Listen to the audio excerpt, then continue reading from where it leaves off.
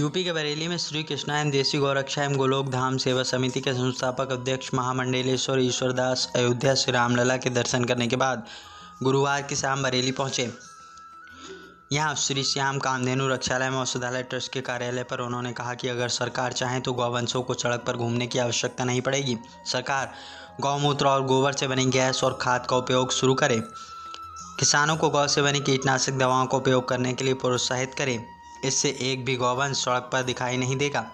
उन्होंने कहा कि कोरोना के कारण महामारी फैली हुई है, इससे देश ही नहीं पूरा विश्व परेशान है। जो गौ सेवा करने वाला व्यक्ति परेशान नहीं होता, हमेशा सुखी रहता है। उन्होंने कहा कि कोरोना से हम जंग जीतेंगे।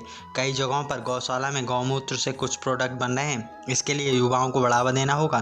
किसानों को जैविक खेती पर जोर देना होगा।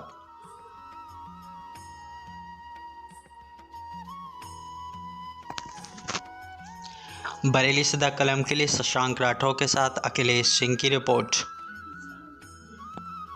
श्री कृष्णायन देसी गौरक्षाशाला हरिद्वार उत्तराखंड, जहाँ देशी गौवंशों की सेवा होती है। लगभग 3000 गौवंश उत्तराखंड की पावन भूमि हरिद्वार गंडी खाता में है और उसकी शाखा ग्वालियर मध्य प्रदेश में लगभग 10,000 गौवंश है। और भारत के विभिन्न राज्यों में भी श्री कृष्णायन देशी गौरक्षाशाला गौवंश को बचाने का अभियान है। और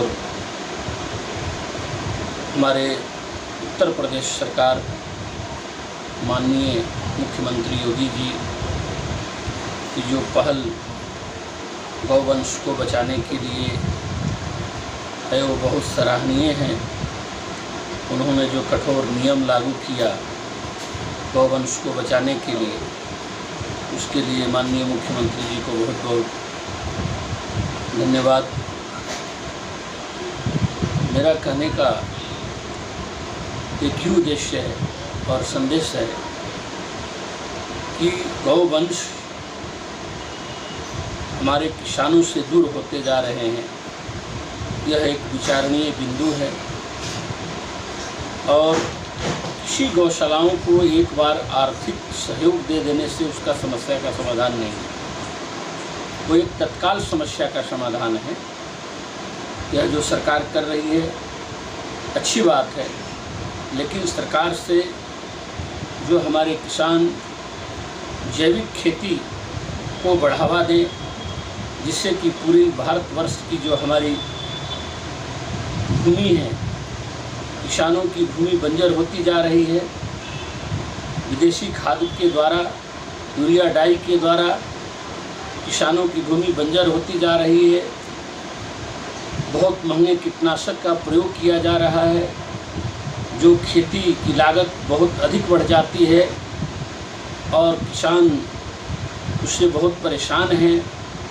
और यही नहीं, खेती बंजर होने के साथ साथ मानव के साथ हमारे यहाँ तमाम प्रकार की बीमारियाँ, कैंसर, ट्यूमर, हार्ट अटैक, तमाम बीमारियाँ उस जहर से उत्पादित, चाहे वह गेहूँ हो, चावल हो, दालें हो, सब्जियाँ हों, सभी दूषित होती जा रही।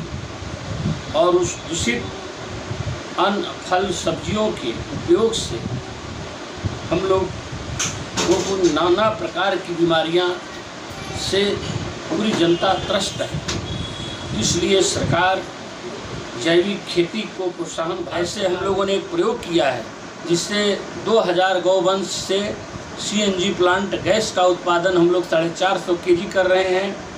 और उस जैविक खाद के द्वारा किसान आत्मनिर्भर होंगे। उस गौमूत्र से नाना प्रकार की बीमारियों को दूर किया जा सकता है, तो किसान को दूध भी मिलेगा और गोबर से आर्थिक लाभ भी होगा। एक गांव को हम ऊर्जावान बना सकते हैं। गोबर गैस के प्लांट से हम एक गाँव को, जिस तरह से बिजली की ज़रूरत पड़ती है, घर में हम जो गैस का यूज करते हैं, उस गैस को यूज करके हम शुद्ध उस गैस से भोजन प्राप्त कर सकते हैं। तो किसान जहाँ गैस के लिए मारामारी होती है और खाद के लिए मारामारी होती है, लाइन में लगना पड़ता है, ऐसी महंगी खादें खरीदनी पड़ती है, कीटनाशक दवाएं खरीदनी पड़ती है, वो सब खरीदना नहीं पड़ेगा और किसान गायों को सड़कों पर नहीं छोड़ेगा, अपने घर में रखेगा। यही मेरा संदेश है कि सभी लोग गौ माता को सेवा करें और सरकार तो कर ही रही है, लेकिन हम लोगों का भी दायित्व है कि सभी लोग मिल करके हम लोग गाय माता की